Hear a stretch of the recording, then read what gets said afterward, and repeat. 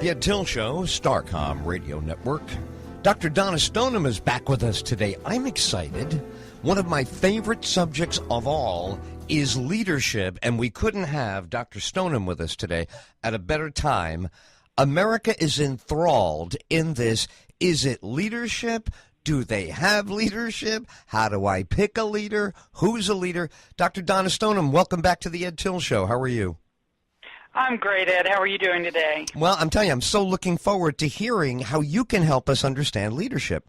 The leader, I remember when I was a kid, I was in Sea Cadets and I was in the Boy Scouts, a couple of organizations in addition to that.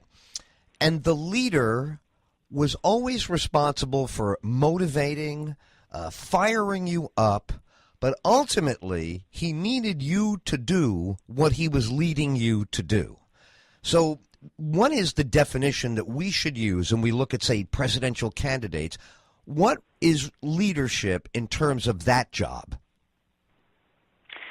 So, you know, I work with executives and with leaders in organizations, and one of the things that I think is really important in leadership is that they are people who can inspire us to be our best and to bring our best to work, to life, to whatever it is that we're doing. So to me, the quality of actually being able to inspire people and to help them want to thrive and aspire to being the best that they can be and offering their best to the world is what I define great leaders as being.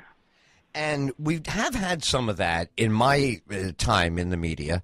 There was that Reagan 1984 re-election where people just felt like they were doing well, and he swept in 49 states, put him back in office. Bill Clinton had part of a presidency where the economy just seemed to be taking off. The tech boom was happening, and people felt like, boy, I am really doing well.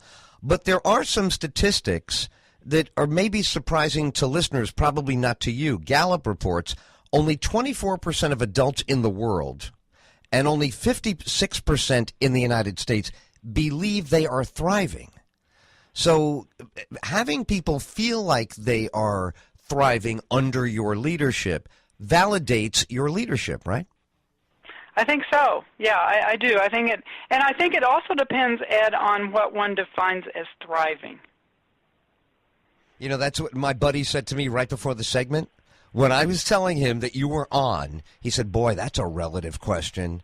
Thriving, success. Well, go ahead. Give us some of the elements of what makes people identify themselves as thriving. So when I think of thriving, I think it's when people feel like they're really able to bloom where they're planted. A lot of people, I think, get thriving mixed up with striving. And I think that that can really get people in trouble because you're always trying to find the next place where you'll be happy. And you miss the journey in pursuit of the climb. So I think it's very important to be able to define what thriving is for yourself, and I think it's very different for different people.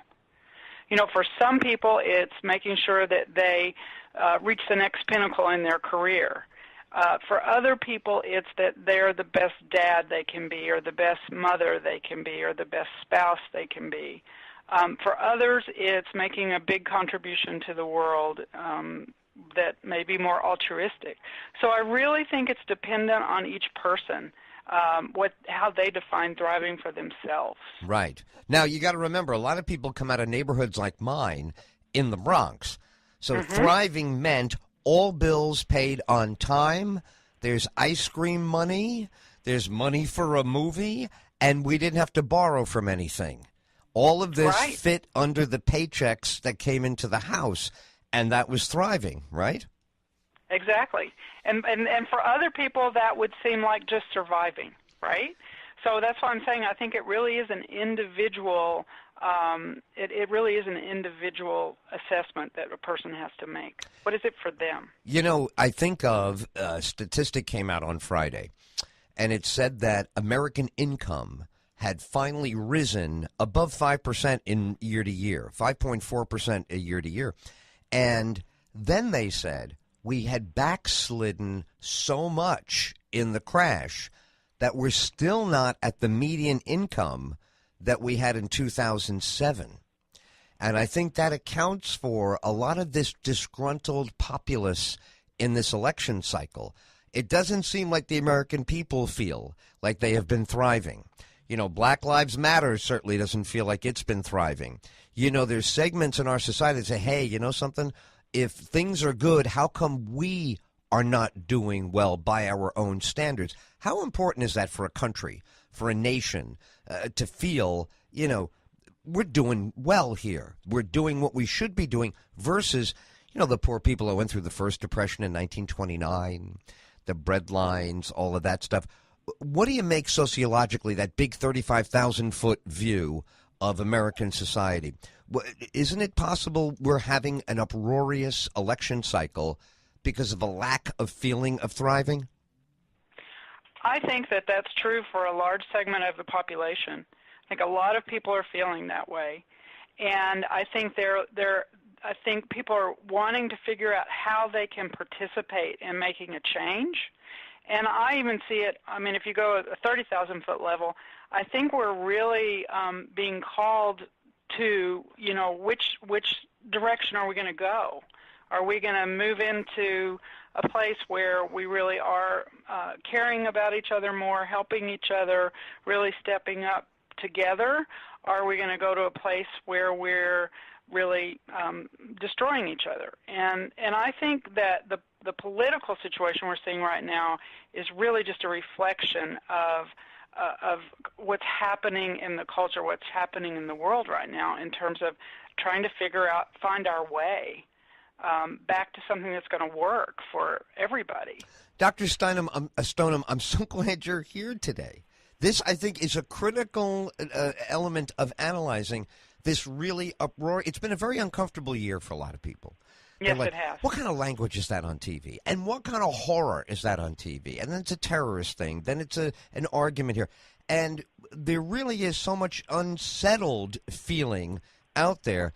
There must be a way for people to adapt to, you know, a phrase I'm not fond of, but I'll use it because people know what I mean. The new normal. The new normal is really pretty new. We're not used to the way things have been.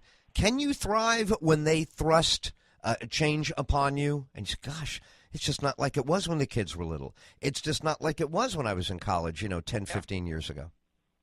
Well, it's interesting that you say that because I just actually wrote an article that went out a few weeks ago on 5 ways to thrive in the midst of challenge and despair.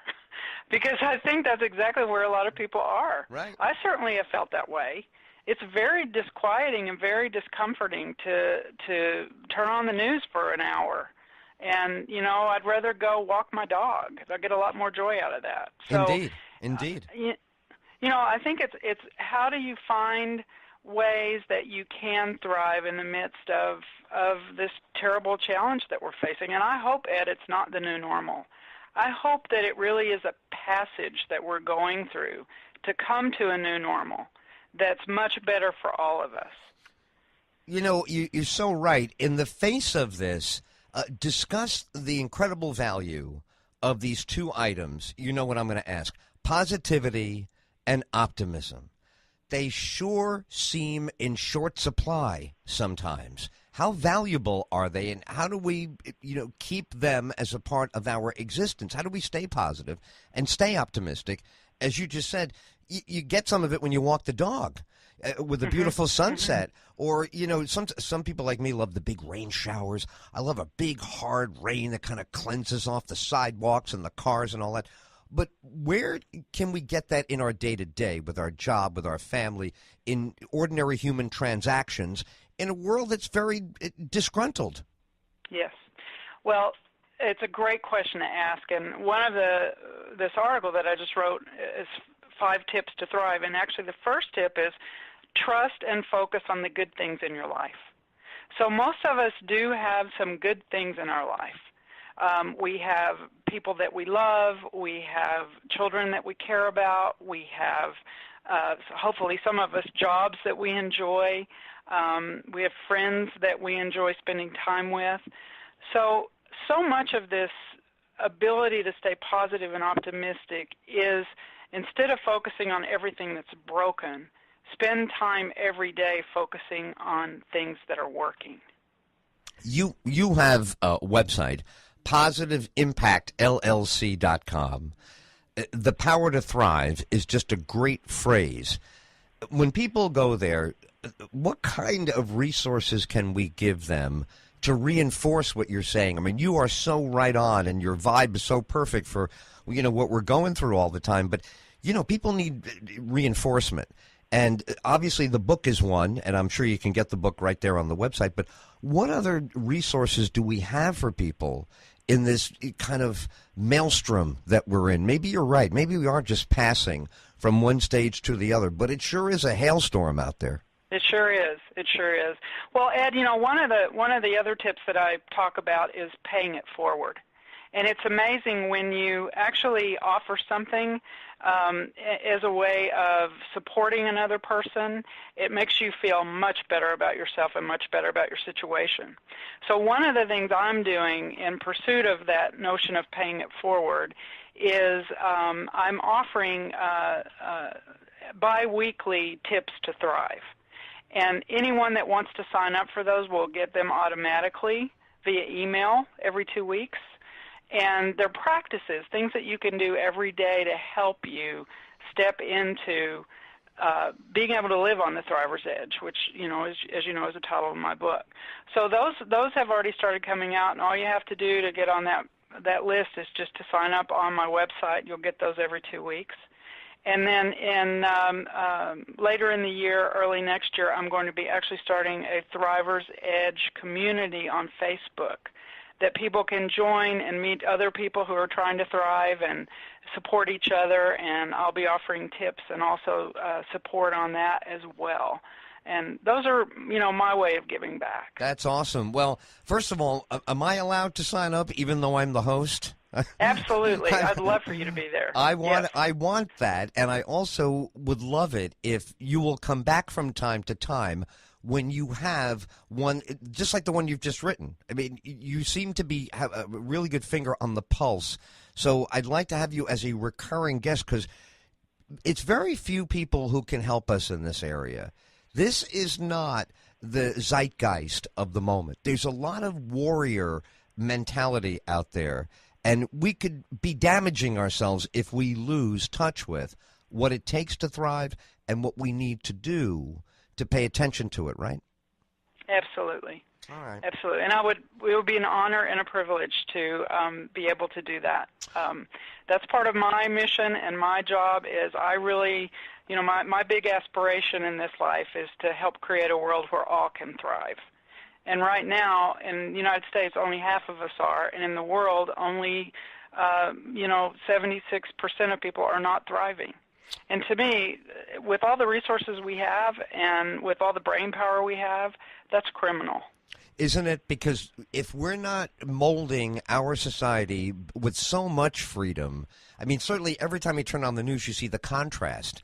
Say, my God, if I was growing up where that Boko Haram is, or if I was growing up in this, where the war is, or, it's really a remarkable opportunity that we have to lead the world in this.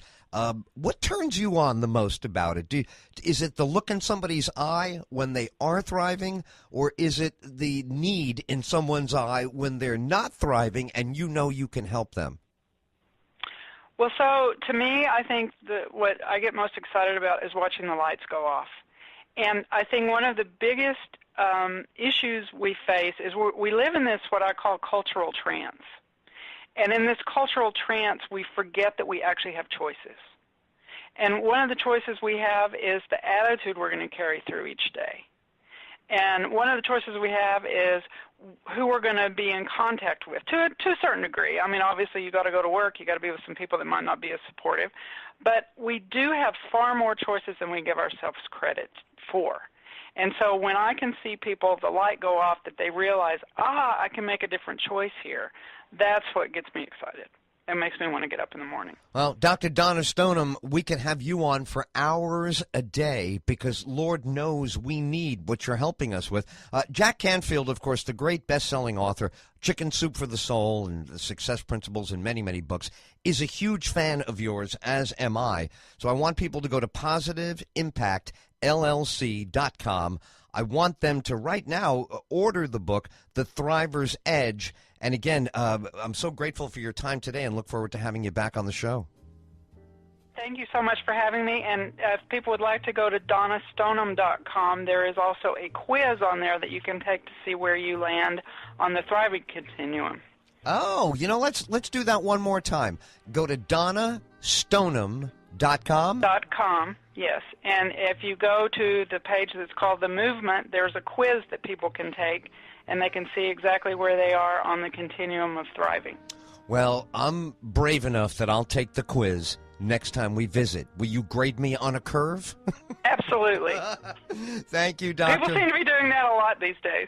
Excellent. I appreciate Thanks, that Ed. so I much. appreciate it. Thanks for having me on the show. My pleasure. Oh, man. What a great guest. Ed Tyll, are you thriving? I don't know now. I'm going to have to find out. No, it's not easy. Those numbers are horrible. Only half of America, a little over half of America's adults. 1/4 of the world we have work to do. Ed Tyll, StarCom Radio Network. Our guest, Dr. Donna Stoneham. Really, really appreciate her time today. And the book, The Thriver's Edge, on StarCom Radio Network.